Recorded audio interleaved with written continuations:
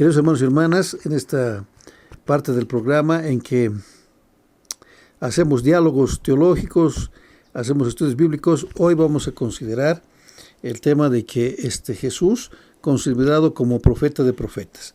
Pero antes consideremos qué es un profeta. Un profeta es un siervo del Señor, escogido por Dios, ¿no? Un siervo fiel a Dios, ¿no? Que habla por él. El Señor le transmite un mensaje. Un profeta entonces anuncia lo que el Señor quiere decir y denuncia también, ¿no?, las injusticias de los poderosos, y como también alienta al arrepentimiento, alienta a su pueblo a que se arrepienta.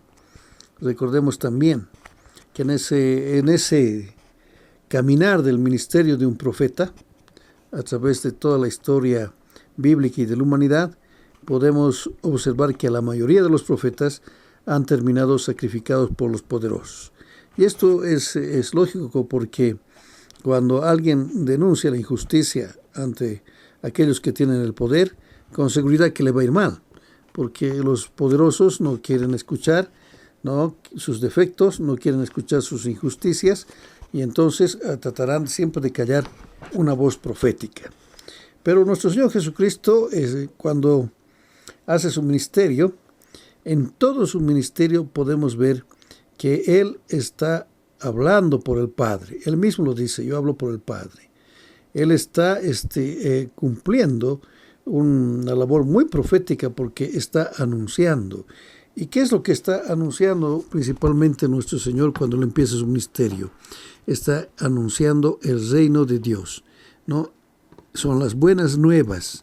Ha llegado el reino de Dios. Buscad, nos dice Él, buscad principalmente el reino de Dios y su justicia, ¿no? Porque sin justicia no puede haber reino de Dios. Y Él, en su ministerio, nos habla de ese reino a través de sus milagros. Primero de sus milagros, porque cuando Él realiza los milagros, está mostrando el poder del Señor, y está mostrando cómo será ese reino donde no habrá sufrimiento. Como también nos habla a través de parábolas, aquellas parábolas en las que Él siempre nos está diciendo que el reino de Dios se asemeja a algo, pero no nos está diciendo cómo exactamente va a ser, ¿no? Recordemos, por ejemplo, los obreros de la viña en Mateo 20, versículo 1, que Él empieza diciendo, su parábola de los obreros de la viña empieza diciendo: porque el reino de los cielos es semejante a un hombre, padre de familia, que salió por la mañana a contratar obreros para su viña. Y resulta que en esta parábola, cuando Él contrata obreros, ¿no?, paga mucho más a aquellos que habían sido contratados al final de la jornada. Y ahí nos está mostrando, ¿no?, que la decisión final de quién ingresará al reino de los cielos o quién será premiado está en las manos de Dios, está en manos del Señor. Pero la posición de que nuestro Señor Jesucristo pudo ser profeta fue muy discutida y siempre también rechazada por algunas iglesias. Pero para ver que nuestro Señor Jesucristo es muy afirmativa su posición como profeta, podemos encontrar una clara definición en Apocalipsis 19:10, en la segunda parte del versículo 10, que dice: el testimonio de Jesús es el espíritu de la profecía. En otras palabras, lo que Jesucristo habló es el espíritu de la profecía. Es así que todo lo que Él nos está hablando, ¿no?, sobre el reino de Dios, sobre cómo será el final, es pues un espíritu de profecía que Él tenía, ¿no? Y Él ha venido predicando esto. Recordemos, por ejemplo, que cuando nos habla una clara, muy clara definición, ¿no?, está en Mateo 24, versículos 3 adelante, de cómo serán las señales antes del fin. Y esa es una profecía profunda. ¿no? Porque cuando le preguntan en el Monte de los Olivos los discípulos y le preguntan cuándo se dará el fin o cómo serán las cosas, nuestro Señor Jesucristo responde, y por su importancia vamos a leer en el capítulo 24, versículo 4 adelante. Respondiendo Jesús les dijo: mirad que nadie os engañe, porque vendrán muchos en mi nombre diciendo: yo soy el Cristo, y a muchos engañarán. Y oréis de guerras y rumores de guerras. Mirad que no os turbéis, porque es necesario que todo esto acontezca, ¿no? Pero aún no es el fin, porque se levantará nación contra nación y reino contra reino, y habrá pestes y hambres y terremotos en diferentes lugares. Y todo esto será principio de dolores. Entonces os entregará la tribulación y os matarán, y seréis aborrecidos de todas las gentes por causa de mi nombre. Muchos tropezarán entonces y se entregarán unos a otros, y unos a otros se aborrecerán. Y muchos falsos profetas se levantarán y engañarán a muchos. Y por haberse multiplicado la maldad, el amor de muchos se enfriará. Mas el que persevere hasta el fin, éste será salvo. Amén. Esta es una de las profecías más importantes de nuestro Señor Jesucristo. ¿Por qué será una de las profecías más importantes? Porque si nos fijamos a toda la historia de la humanidad, y en particular este siglo XXI, siempre hay rumores de guerras, siempre el hombre se está enfrentando el uno contra el otro. Y ahora parecería ser, yo diría, muy contextual en lo nuestro, muy claro, muy preciso, en que nos enfrentaremos, dice, unos contra otros. Y entonces, aquellos que estemos predicando al Señor y predicando su paz, la paz del Señor, seremos aborrecidos, seremos perseguidos, ¿no? Y como la maldad, cuando hay enfrentamiento entre hermanos, lo que sucede en nuestro país, en este momento, un enfrentamiento con tanta rabia, rencor, resentimiento, con tanto odio, ¿no? Resulta que esa maldad, ese odio, ese rencor, ¿no? Entonces multiplica la maldad, porque un herido de una parte trae venganza, y seguramente que un muerto traerá más muertos, y así nunca termina el enfrentamiento entre hermanos. Y esa maldad que crece entonces hará que el amor de muchos, o sea, de muchos hermanos que estén creyendo y que creen en el amor de Dios, se va a enfriar. Porque la pregunta clara es, si hay tanta maldad en el hombre y tanta maldad en el mundo, entonces, ¿dónde está Dios? Mas él concluye este pasaje diciendo, en su labor profética, mas el que persevere hasta el fin, éste será salvo.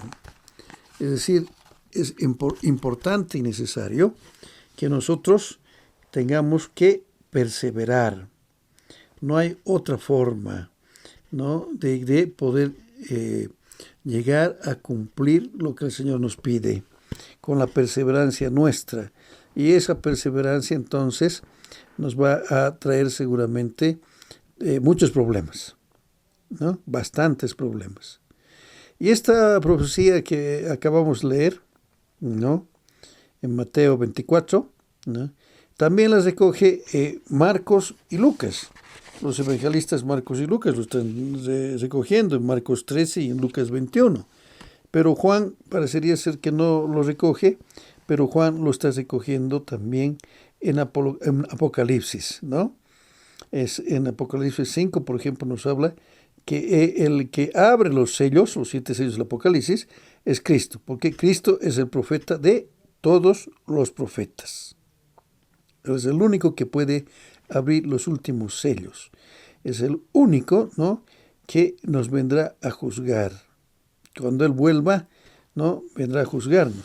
Por lo que lo que Él nos está anunciando, evidentemente son las profecías que nuestro Señor le encomendó, porque Él siempre repite que Él habla por el Padre, no habla por sí solo, ¿no? Es así que también las profecías y Cristo como profeta fue anunciado también en el Antiguo Testamento, ¿no? Esto está en Deuteronomio 18, 15 y 16, y que también se coge el Nuevo Testamento en Hechos capítulo 3, 20 adelante, que por cierto es importante decirlo porque dice la palabra, y él envía a Jesucristo que os fue antes anunciado, quien de cierto es cierto que el cielo reciba hasta los tiempos de la restauración de todas las cosas, de que habló Dios por boca de sus santos profetas que han sido desde tiempo antiguo. Porque Moisés dijo a los padres, el Señor vuestro Dios os levantará profeta de entre vuestros hermanos, como a mí, a él oiréis en todas las cosas que os hable. A Moisés les ha anunciado que del pueblo judío, nacerá un profeta tan grande como Moisés. El paralelo entre el Antiguo y el Nuevo Testamento. El Antiguo Testamento hay un Moisés que está profetizando por el Señor, pero a él mismo le dicen que en el Nuevo Testamento, o sea, en la venida de nuestro Señor, habrá un profeta tan grande como él que va a hablar por el Señor, ¿no? Entonces, si nosotros admitimos que nuestro Señor Jesucristo es profeta de profetas, como dice la palabra del Señor, ¿no? Como lo relata tanto en el Antiguo como en el Nuevo Testamento, entonces aquellas señales proféticas que Cristo nos da, ¿no? Y que nos está señalando cada vez que esto va a suceder para su segunda venida, debe ser pues entonces para nosotros aquel anuncio, ¿no? Porque el profeta anuncia y denuncia, aquel anuncio que nos motive a nosotros, ¿no? Que motive a cada cristiano a cambiar, a su arrepentimiento y a una verdadera conversión. Porque esas profecías, si vemos, observando la historia de la humanidad, se van cumpliendo, ¿no? Y el Señor ha pasado la gran parte de su ministerio profetizándonos que va a llegar el reino de Dios, que el reino del Señor va a estar presente siempre, ¿no? Entonces, si ese es así, el reino de Dios va a estar siempre presente. Encontramos ciertas demostraciones en esto, porque ya hemos señalado que los milagros que hace nuestro Señor Jesucristo, ¿no? Está mostrando los clamores del reino, la misericordia de Dios por esos milagros, y que esa misericordia se va a extender, ¿no? En todo lo que es el reino de Dios. Que todo va a estar de conformidad, ¿no? A la misericordia del Señor que tiene con nosotros. Lo propio, ¿no? Cuando el Señor nos anuncia el compartir la mesa, la Santa Cena, e instituye la Santa Cena, Él también nos habla de un nuevo pacto, ¿no? El pacto de la salvación. Pero la salvación, ¿para qué? La salvación del pecado, para que nosotros, aquellos que creemos en nuestro Señor Jesucristo, porque Él es el único camino, ¿no? Vamos a compartir ese banquete mesiánico, vamos a compartir la comida, el banquete ya anunciado desde el Antiguo Testamento con nuestro Señor Jesucristo. Pero también cuando nos habla del reino de Dios nuestro Señor, cuando anuncia las buenas nuevas, Él está diciendo que Él está viniendo a anunciar esas buenas nuevas por los pobres, ¿no? Porque dice la palabra del Señor en Lucas 4, 18 al 19, nos dice claramente, ¿no? El Espíritu del Señor, dice nuestro Señor Jesucristo, el Espíritu del Señor está sobre mí, por cuanto me ha ungido para dar buenas nuevas a los pobres.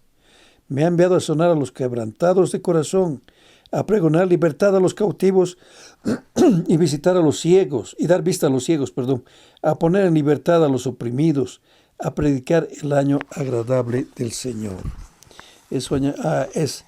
Está esa misericordia dada en esas buenas nuevas de aquellos milagros y de aquel compartir con los pobres, ¿no? Y de que llegará ese momento en que gozaremos todos aquellos que hemos creído en nuestro Señor Jesucristo y hemos cumplido sus mandamientos, de gozar ese año, ¿no?, nuevo con Dios. Pero nos habla también nuestro Señor Jesucristo, como lo decíamos, ¿no?, a través de las parábolas, esa doble finalidad de las parábolas, ¿no? Y es que el mensaje central de las parábolas está centrado precisamente en que cómo tendremos que ser, ¿no?, y cómo tendrá que ser el reino de Dios. Porque el Señor nos repite constantemente, ¿no?, de que nada de lo material o nada de lo que podamos hacer si no está en gracia de Dios, ¿no?, va a servir para que nosotros podemos gozar del reino, ¿no? Y resulta que entonces la imagen del ser humano en las parábolas no deja de ser solamente aquel hombre, ¿no?, que si cree en lo que el Padre y Cristo ha dicho y se convierte, entonces habrá de cumplir su voluntad. Pero resulta que hay pues en esto una seducción del reino. Esa seducción del reino que a través de la historia de la humanidad ha servido también para la explotación del hombre por el hombre. Porque se ha dicho, ¿no?, bueno, está sufriendo se ha predicado también, diremos en anteriores tiempos, ¿no? Bueno, si tú estás sufriendo en esta tierra, tienes tantos sufrimientos, alégrate, hermano, ¿no?, que tengas hambre, no tengas que vestir, no tengas techo, alégrate porque en esta vida sufres, pero en la otra gozarás del reino de Dios. Esto es algo que debe llevarnos a una relectura, ¿no? Esa relectura de que la religión buscó ese pretexto de cómo explicar el reino de Dios para explotar al hombre, para justificar su pobreza, para oprimir. Pero en la relectura de la palabra, el Señor Jesucristo ha venido a liberarnos, a hacernos libres, ¿no? Y Él nos dice que el reino de Dios está aquí, que está en la tierra, no nos está diciendo está en los cielos, ¿no? Y entonces nos llama y nos desafía a que nosotros construyamos su reino, por lo menos los cristianos, construyamos su reino en esta tierra. O sea, trabajemos para construir el reino de Dios, donde reine la igualdad, ¿no?, donde reine la justicia, donde reine la misericordia, en esta tierra. ¿Y quiénes están más comprometidos? Los cristianos. ¿Y qué iglesia está más comprometida? La iglesia. Esa es su misión, ¿no? Pero la iglesia, como los cristianos también, atravesamos un éxodo, ¿no?, para llegar seguramente a ser liberados, para entender, ¿no?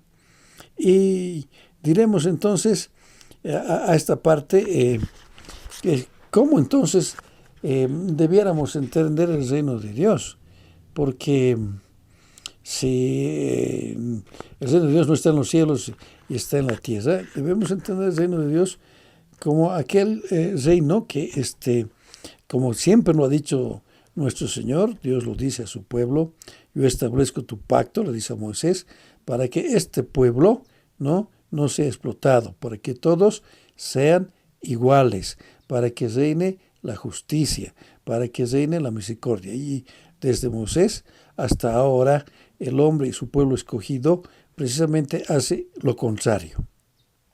Y por eso hemos querido tomar este tema, porque hoy en día, en este siglo XXI, como también tal vez en los anteriores siglos se veía que podía ser el fin del mundo ante la maldad de los hombres, ante la explotación, la discriminación, el odio que reina, ¿no? Vemos que entonces la iglesia cristiana en este siglo y en anteriores tal vez no ha respondido como debiera haber respondido a su misión, ¿no?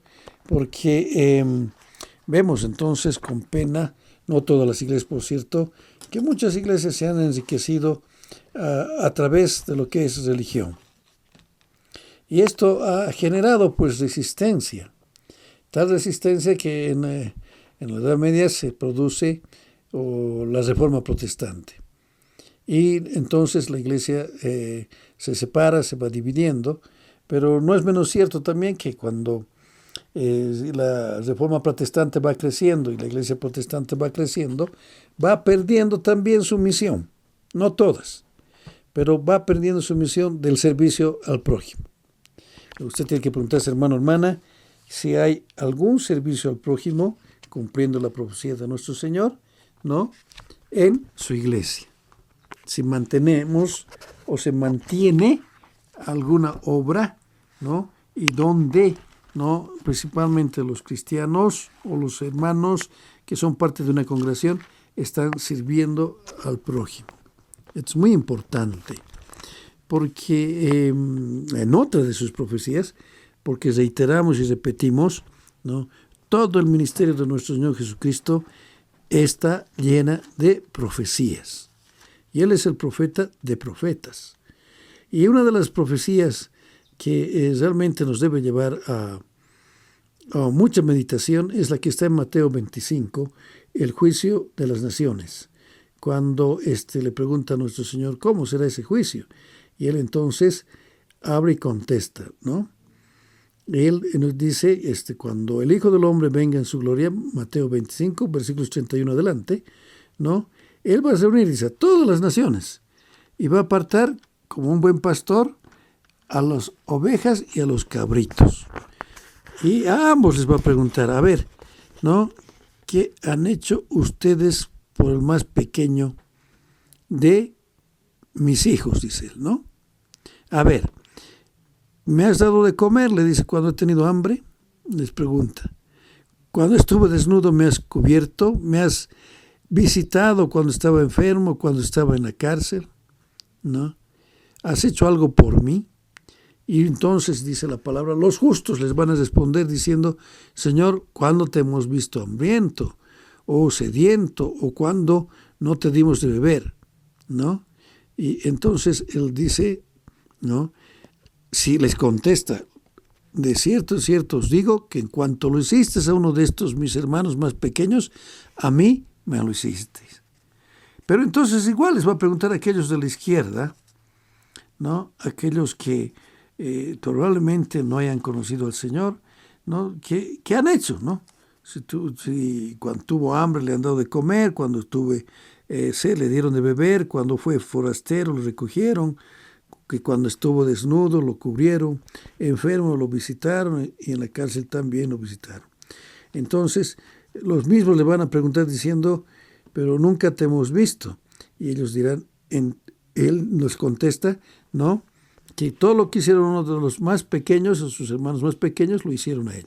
Y entonces les dirá, ¿no?, pasen que el reino de ustedes, que el reino de Dios es de ustedes, de aquellos que han tenido misericordia con el prójimo. Noten ustedes que en esta profecía, en Mateo 25, hermanos y hermanas, que yo les recomiendo leer y estudiar este pasaje de Mateo 25, el juicio de las naciones, no está preguntando nuestro Señor Jesucristo si nosotros conocemos la Biblia, si nosotros vamos a la iglesia, si nosotros estamos bautizados.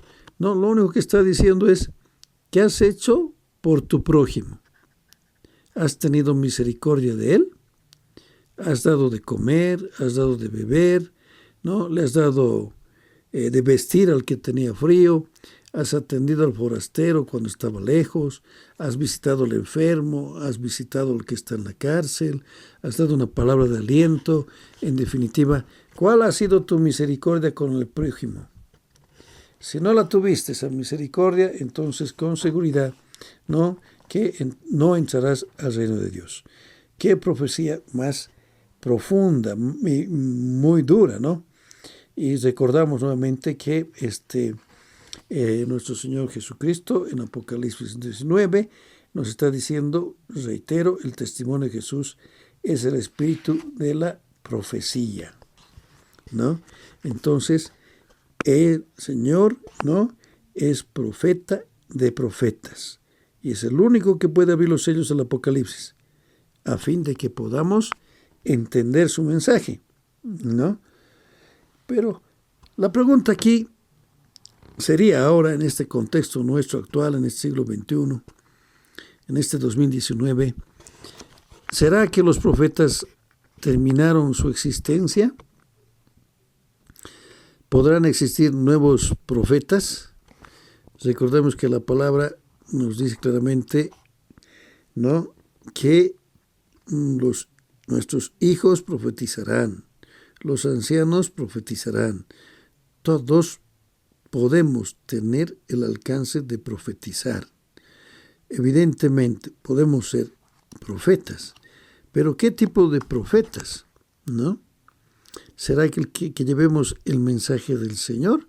Evidentemente podemos tenerlo, pero para tener, entonces tendremos que ser como Él, ¿no? Y ser como los profetas anteriores, ser mensajeros de Dios, denunciando la injusticia, anunciando cómo será el reino de Dios y alentando al arrepentimiento para alcanzar ese reino. Pero no basta decir de boca, sino principalmente, recordemos que todos los profetas, e inclusive nuestro Señor Cristo, dieron testimonio.